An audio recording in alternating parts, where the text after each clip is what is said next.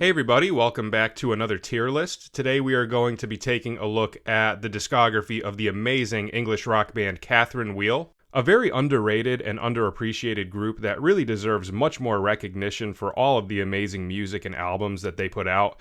For me, they have albums and tracks that I would regard as some of my favorite music of the 90s, and they were also a group that was an integral part of that late 80s and early 90s musical transformation that was happening in England with other groups like Ride, Pale Saints, Slowdive, Chapter House, and Swerve Driver, among many others. And they are also a group that went through some significant changes stylistically and compositionally between the earlier and later years of their discography. So they are certainly a group that has a lot of great stuff to offer to a variety of different listeners, and a group that I've always held in very high regard and always try to turn people onto them if they've never heard of them before. And although Catherine Wheel hasn't released an album in 22 years, they did have an Instagram page that was running at one point that had some posts that were hinting that something might be on the horizon, but that page did end up getting deleted, so it's a little unclear as to what is going on as of right now, but I figured this would be a great time to revisit their discography either way. So what I'm going to do is go through all 5 of their studio albums, starting with Ferment and going up to Wishville,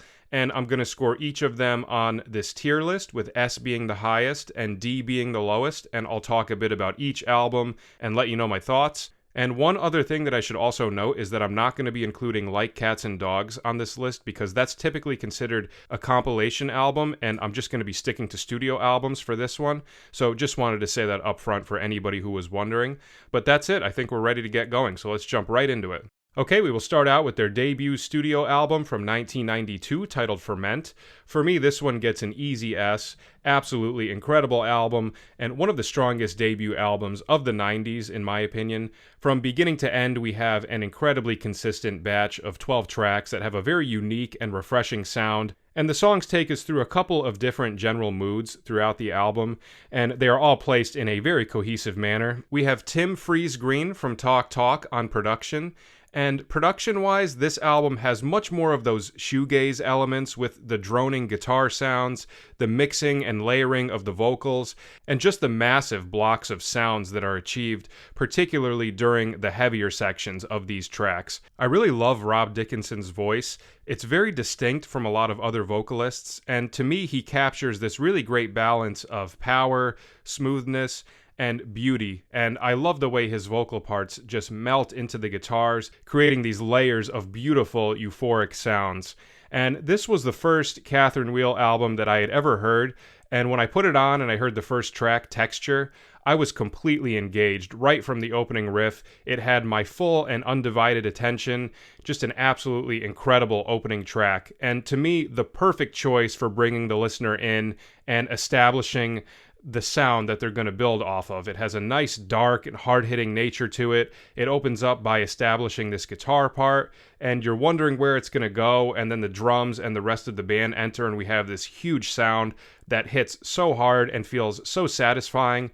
Everything about this song is incredible, between the great chord progressions, Rob's beautiful and intense vocal work, as well as the really driving drum and bass grooves. I cannot say enough good things about this song, and this is actually my favorite track on the album as well. I always seem to go back to this one as my go-to track when I'm listening to this album. Then we change gears a little bit with track 2, I Want to Touch You, which is a song that touches on the themes of sexuality and eroticism and the human instinct behind that. And that's a topic that Rob has always been fascinated with, and we will continue to see those themes pop up more and more in future tracks. Another great song, and this one is one of 4 tracks that had already been released on a previous EP and was re-recorded for this album. This one is a little bit more upbeat compared to Texture and a bit of a slower tempo as well. Really great guitar riffs and very catchy vocals from Rob. I also really love the bridge. It takes a really interesting turn in the chord progression and has some really great drum grooves going on. Then we go into the most popular song from this album, For Good Reason, and the song that got them a lot more exposure to the American audience, Black Metallic. Absolutely incredible song. Definitely my second favorite on here. Just a beautifully done track with great guitar writing, a nice contrast between the clean guitar on the verses and the distortion on the chorus. Rob's vocals on this one create some of the most beautiful moments of the entire album, and for me, being somebody who grew up in the 90s, this is one of those songs that just has this amazing ability to bring me right back to the 90s and feel like a kid again. Just a very powerful song and an awesome track to place this early on in the album. We have some really amazing momentum that has been established so far in these opening 3 tracks. Then we have another banger titled Indigo is Blue. And one of my favorite elements of this song is the contrast in the mood between the 2 main vocal sections. The first section is much more mysterious and ominous sounding, and then the second section gets much brighter and more feel-good. A really great juxtaposition that sounds very cool together. I really love the chord progression and the vocal melody for the first section as well. Very colorful. And I like how the mood is varying from track to track, just enough to keep things interesting, but still maintaining that very cohesive feel when it's put together. Then after that, we go into another track that had been released on a previous EP titled She's My Friend. Super catchy song with a great vibe, awesome vocal harmonies, great guitar work, and to me this one gives me very similar feelings to I Want to Touch You, this one being slightly heavier but still a very similar mood. And then we have another previously released track titled Shallow, a great driving, rocking track with awesome layered guitar parts, and once again, very catchy vocal work from Rob. And that's always been a huge element to Catherine Wheel's sound for me, is Rob's amazing sense of melody. His vocal parts are always so strong and always have that great blend of being colorful and unique, but also very catchy at the same time. And then we take things down a bit for the title track, Ferment, a very spacey and mellow track with these clean, layered guitar parts and reverb-laden vocals that build for about 3 minutes, and then the distortion and the heavy drums come in a very surprising moment that initially really caught me off guard when I was listening to this album, as I'm sure it did to everybody else. But a very nice and intense way to wrap up the song. And I will say, I always thought that this song was an interesting choice as the title track because it's by far the most chill and subdued selection of the album. And it's definitely a contrast from most of the other songs on here. I wouldn't say that this song is a good representation of what the album sounds like, but regardless, I still do think it's a really cool song. Then we have Flower to Hide, and this is a song that I've always found fascinating, particularly with the chord progression. It's a set of 4 chords, and the first 3 chords establish this chill and feel-good sort of mood, but then the 4th chord comes in and it really changes the context of the first 3 chords and creates this really eerie conclusion to the progression, which I think sounds so cool. So I would recommend going back and listening to that and just pay attention for that if you've never thought about that before. It's a really fascinating little thing that goes on within that song. And then after that, we begin the last chunk of the album with Tumble Down, a more dreary song with a really cool arpeggiated guitar riff, great vocal layering, and a great use of panning with the guitar parts as well. And then we have Bill and Ben, another more sad track with beautiful and lush guitar chords, creating an amazing backdrop for Rob's beautiful vocal melodies and harmonies. I've always felt like this song is one of the unsung heroes of this album, and a song that deserves a lot more recognition than it gets. I really love how much the energy picks up for the final section as well. Just an all-around amazing track. Then after that, we have Salt, which is the 4th song that had previously been released on an EP. And this is another song that is very interesting because it opens up with this arpeggiated guitar part that establishes a much more poppy and upbeat feel, but then the bass notes come in and they create this really fascinating contrast in feeling from chord to chord, with some being very bright and happy and others sounding much more sad and dreary. So very cool use of bass notes in this song. There are a couple of subtle dissonant parts as well. There's one section where the guitar is playing a major chord with a regular 5th on it, and there's another instrument playing a sharp 5th on top of it, creating this half step outside of the key, which creates this really subtle dissonant moment. And if you go to 1 minute and 13 seconds into the song, you'll hear what I'm talking about, but you might have to listen really closely for it with headphones because it's super, super subtle. But I really enjoy this song, and I also like the placement of it after Tumble Down and Bill and Ben. I think it provides a nice contrast, and it sets up the final track of the album very nicely, which is Balloon. A feel-good track with some catchy vocal work, and although I don't dislike this song, if I had to pick a least favorite song on the album, it would be this one. Definitely not a bad song, but I think in comparison to everything else on here, this is probably the track that stands out the least for me. But to be fair, originally the ending track was Salt, and this one was a bonus track on the US edition, but nonetheless, I wouldn't say it's a bad track. So all in all, I love this album, and it's really amazing how much great quality content there is packed into these 12 songs. And while I do love the entire album, for me the first 5 tracks are really the highlight. All of my favorite songs happen within those first 5 tracks, with my top 3 being Texture, Black Metallic, and Indigo is Blue. But in its entirety, it's an amazing album as well. So just an incredible debut album. This one easily gets an S. Okay, next we have their second studio album from 1993 titled Chrome. And this is another one for me that gets an easy S. And this is hands down my favorite Catherine Wheel album. I know it's a cliche choice, but this album is just jam-packed with so many amazing, hard-hitting tracks, and it contains the majority of my favorite Catherine Wheel songs as well.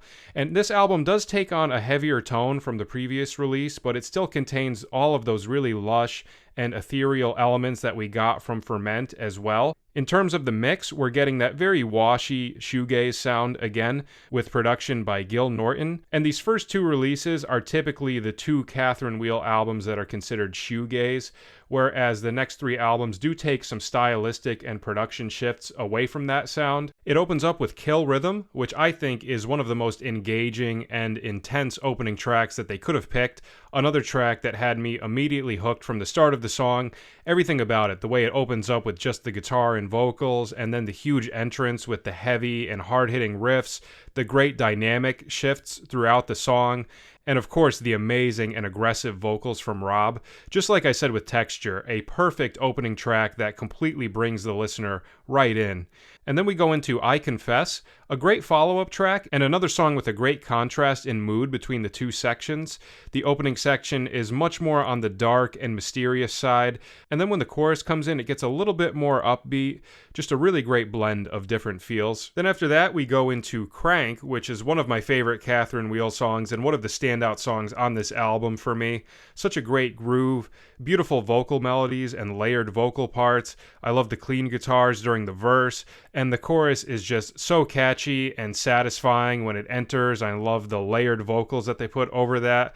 And the first bass note of the chorus really makes the entire progression pop for me. If you listen to that bass line, that very first bass note just adds such a nice layer of depth to it. And it's amazing how much of a difference one note can make to a section of a song. Just such an incredible track.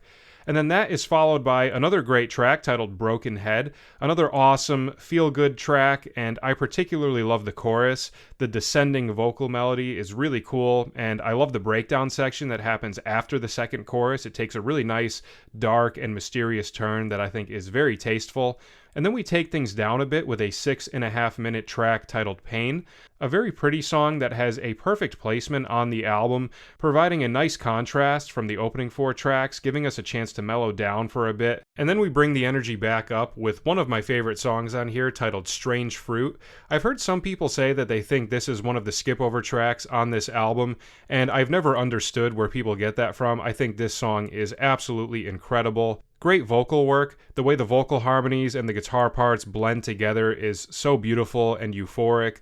I love the way the song builds, and then when we finally arrive at the end of the chorus and Rob sings the Strange Fruit section, it just gives me chills. It's so intense, and I cannot say enough good things about this track. I can listen to it over and over again and never get tired of it. Then we continue with the title track, Chrome, another song that has a great contrast from section to section, alternating between that aggressive, hard-hitting opening section and then the more ringy and spacey second section with these really pretty single-note guitar lines complementing the vocals very nicely. And then we have my favorite song in the album and my favorite Catherine Wheel song, The Nude. This is one of the most perfect songs ever written, in my opinion. It's got everything that I love. Interesting guitar parts, tasteful chord movements, unique rhythmic groupings, great lyrics, and most importantly, some of the prettiest vocal work of any Catherine Wheel song, in my opinion. Rob's vocal melodies on this one are so beautiful and serene, and once again, this is another track with that sexuality and eroticism theme being touched upon. And similar to Black Metallic, this is another song that can also give me some serious nostalgic feelings and bring me right back to the 90s. After that, we have Ursula Space Station, a nice rocking track with a cool guitar riff in 6/4 time, serving as a lot of the foundation to the song. I love the way the drums sound on this one as well. For some reason, the drum sounds have always stood out to me on this track in particular. And then we go into a really spacey 7.5 minute song titled Fripp, which is a beautiful tribute to the great guitarist Robert Fripp.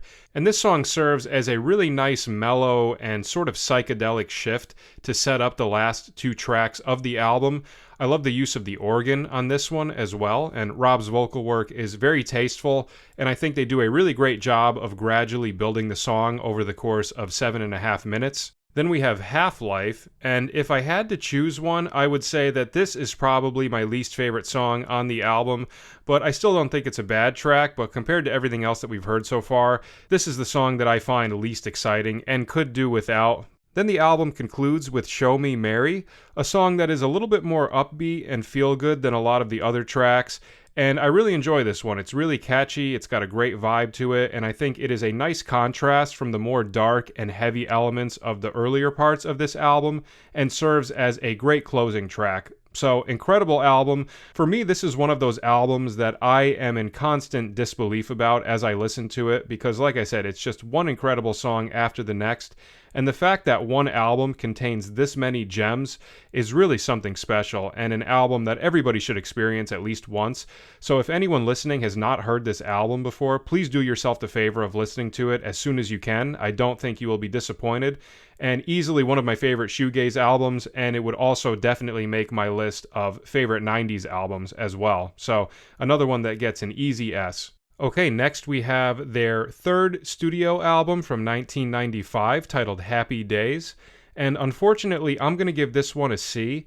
I've always had a hard time with a lot of this album, and I consider it to be a big downgrade from the first two releases. I've listened to this one many times to see if it would grow on me eventually, and there are a handful of songs here and there that I do enjoy a lot, but in the grand scheme of this album, I have always found most of the songs on here to be much less interesting and engaging in comparison to the first two releases. And I know that the band was actually really happy with this album, and they felt like at this point they were writing stuff that was much more true to who they were, whereas in the first two albums, they viewed those more as a product of their different influences. But I really love what they established on the first two albums, and I had wished that they had continued more on that trajectory. Stylistically and production-wise, this one is much more in that 90s hard rock, alternative rock sort of realm, and it doesn't feature any of those shoegaze elements that would initially define their sound. And Rob had said that he became much more comfortable with his role as a vocalist, and that was one factor that contributed to the changing in the sound, with the vocals becoming much more pronounced and heavier, which is not necessarily a bad thing and just more of a subjective preference. And I think that if you're a fan of alternative rock and 90s hard rock, this album might be great for you. But for me, what I love about Catherine Wheel and what I'm looking for when I listen to them doesn't seem to be present as much throughout this album, and I also think that this album could have been condensed a bit. It's 14 songs long and almost an hour in length, and I feel like they could have trimmed it down to 10 or 11 tracks, and it could have been a bit stronger and more consistent. I don't mind the opening track, God Inside My Head. I think it's pretty cool, and it's definitely a good song to establish the new sound that they're going to build off of on this album. But then, unfortunately, as I keep listening, it really feels to me like these strings of mediocre songs with a couple of good tracks that I like that are sprinkled in between them. And to me, the ratio of good songs to bad songs on here is so uneven that it makes it really hard for this album to gain any sort of momentum as I'm listening to it. After the opening track, we have two songs that I find kind of boring and underwhelming, with Way Down and Little Muscle.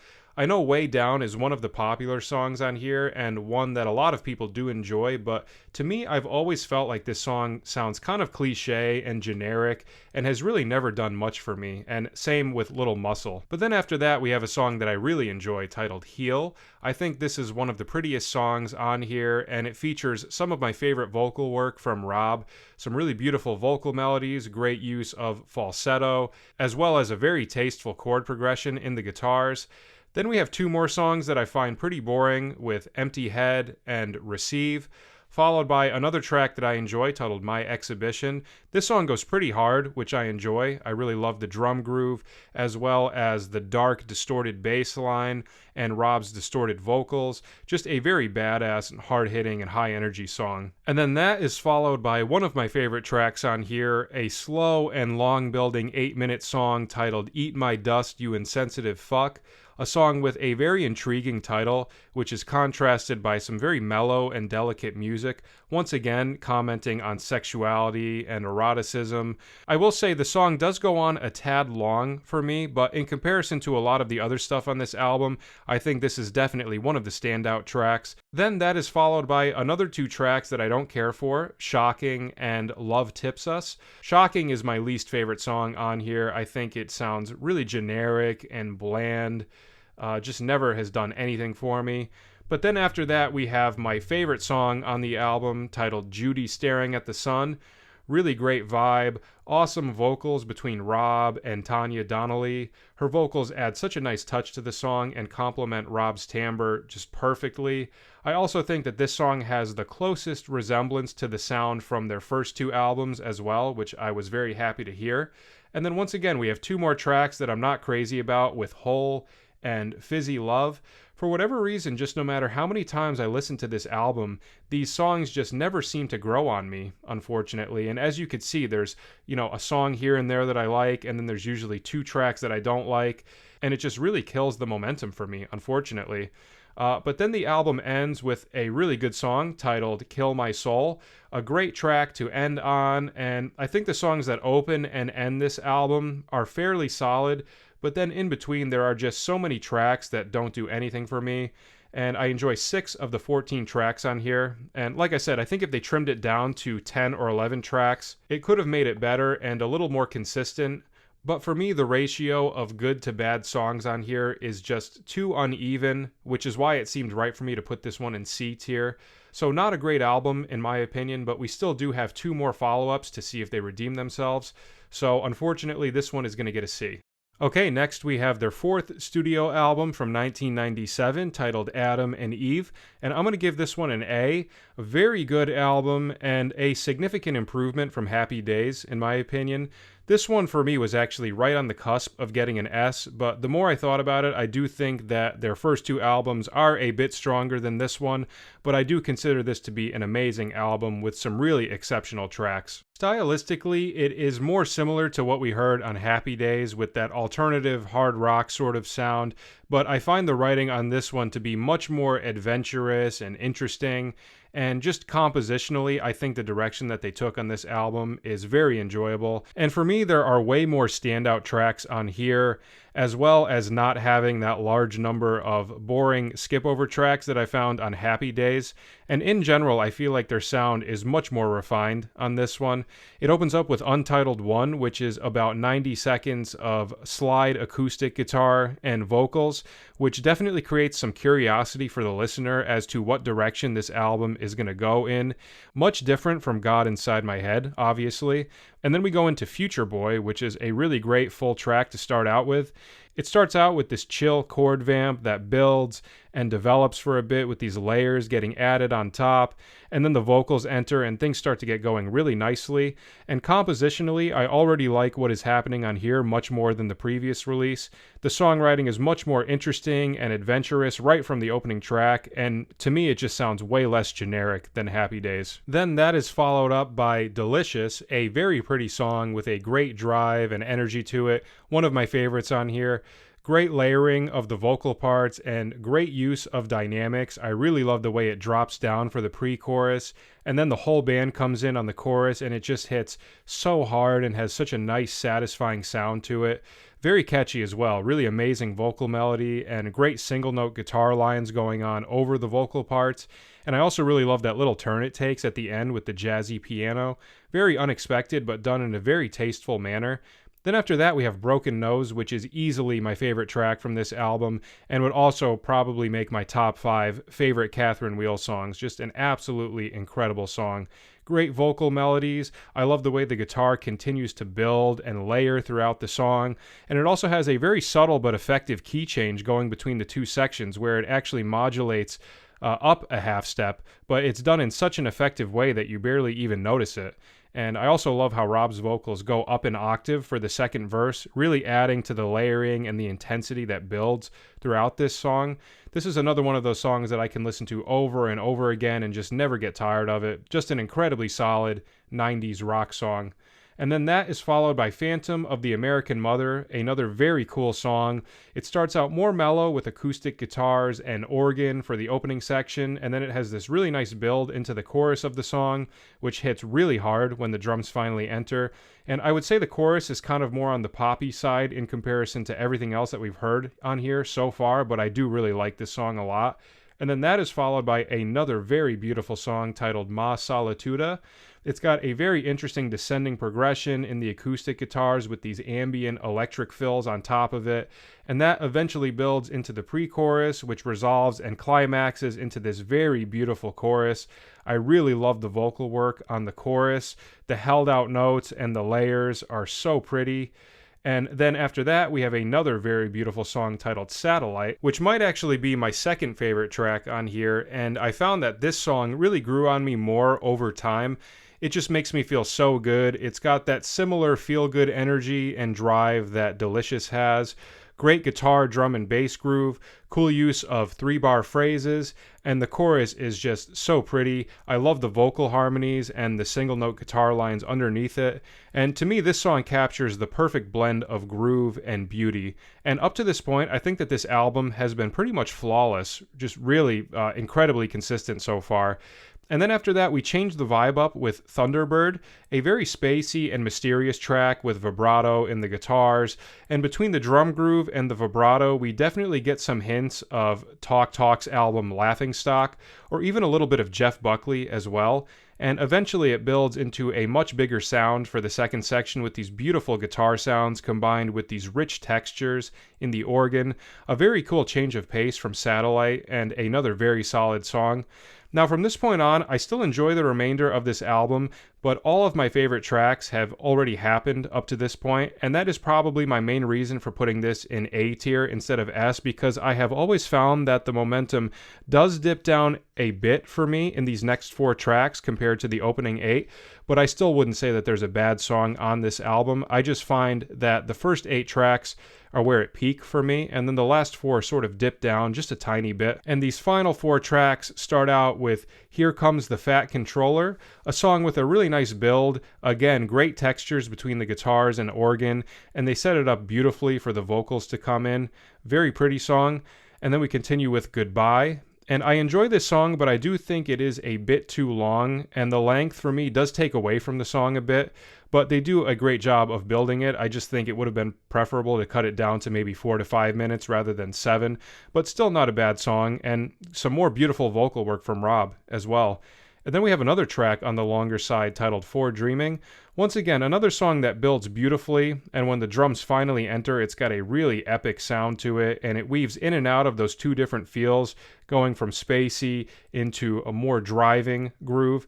And I like this song, but again, similar to the previous one, I do think that it does drag on a bit too long for me. But I do love the jammy ending section. So many cool layered parts happening between the guitars and the keys. A very epic groove to leave off on. And then the album concludes with the outro track, a nice 3-minute song that brings things down a bit with just guitar and vocals. A nice conclusion and a big contrast from the closing songs of their first 3 albums. So for me, this album is incredibly strong and has a lot of really amazing standout tracks, but I do like it slightly less than their first 2 releases and do find the final 4 tracks to be a little underwhelming compared to the first 8, so it felt right to put it in A tier. But like I said, not a bad album by any stretch and a significant improvement from Happy Days, and it definitely has a few tracks that would make my list of, my top favorite Catherine Wheel songs. So, great album. This one gets an A. Okay, and now we have their 5th and final album up to this point from 2000 titled Wishville, and I think I'm going to give this one a B. Not a bad album, but I wouldn't say it is one of their stronger works either. There are elements that I really enjoy on this one, and some of the songs are very exciting and adventurous, but once again, it does have a handful of tracks that I find kind of underwhelming and not particularly exciting. but I do think it is a bit more consistent than Happy Days, but also doesn't have as many standout tracks as Adam and Eve. So this one has always kind of been in between those two albums for me. This one also only features 9 tracks, so because it's on the shorter side, the tracks that I dislike don't take away from the momentum of the album as much as it did on Happy Days. It opens with Sparks Are Gonna Fly. Not a bad opener, but not something that I found completely engaging. But it is an interesting song because to me the whole song sounds like a very long build that gives us these heavy moments but never really reaches its climax.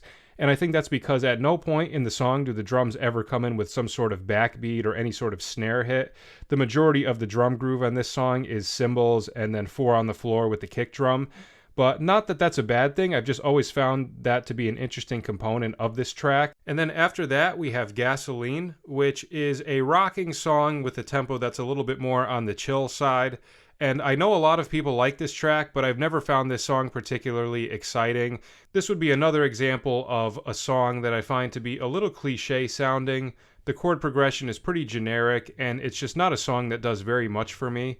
And then after that, we have one of my favorite songs on the album, Lifeline. This song has a really great energy to it. Rob's vocal parts are awesome. The guitar parts are very tasteful. And the song has a really great wide range of dynamics that it takes us through. After that, we have What We Want to Believe In, which is another track that really does very little for me. Pretty generic sounding again, in my opinion.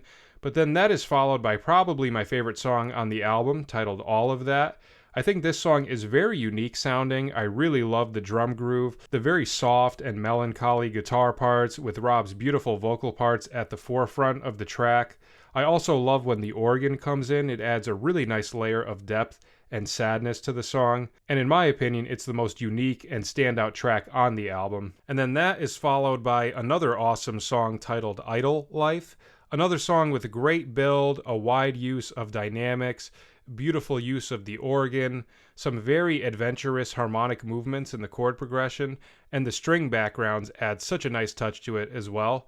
Then we have Mad Dog. This is a weird song for me. It's one that I wouldn't say that I dislike, but I don't particularly like it either. I'm sort of indifferent about it.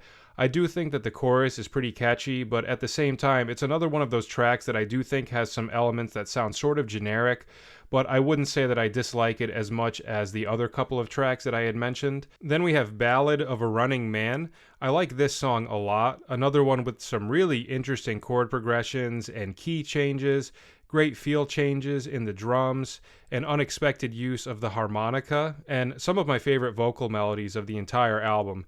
A very solid selection to put as the second to last song on the album. And then the album concludes with Creme Caramel, a song that I think is pretty good, but I wouldn't say it's a standout track on the album for me, but not a bad closer. So as you can see, there are a couple more tracks that I do like on here as opposed to Happy Days, but it does have a few songs that I do consider to be skip over tracks as well, which is something that I don't tend to have with Ferment, Chrome, and Adam and Eve. So I wouldn't say that this is a terrible album for them to leave off on. It did have a few songs that I really did enjoy, but at the same time, I wouldn't say that this is one of their strongest works. So pretty good album. I will give this one a B. All right, we did it. So those are my takes on their 5 studio albums. When I first started making this video, I already had very stern thoughts about Ferment, Chrome, and Adam and Eve, but Happy Days and Wishville did take a good handful of re-listens to really finalize my thoughts on them, and ultimately I feel good about where I placed them. But like I said at the beginning of this video, hopefully this is not the last that we've heard of Catherine Wheel, and if there is a 2022 release on the horizon, that would be extremely exciting, and I really have no idea what we could expect from them stylistically at this point, but based on all of the amazing tracks that they've delivered to us over the years, I'd be willing to bet that it would have some really quality material on it. So let's stay hopeful for that, and in the meantime, please let me know your thoughts on this video, where you agree and where you disagree. I would love to hear your takes. I haven't seen any other videos yet that rank Catherine Wheel's albums, so I would love to hear some more discourse around them, because like I said, I think this is a very underappreciated band that more people need to be aware of. And like I said earlier, for me, they have produced some of my favorite music of the 90s. So that is it for today. Thank you so much for listening. I hope you enjoyed it. And if you are interested, please feel free to check out my other tier lists linked in the description. And hopefully I will be back later this year with another review of a 6th Catherine Wheel album. So let's keep our fingers crossed. And thanks again for listening, and I will see you at the next tier list. Take care.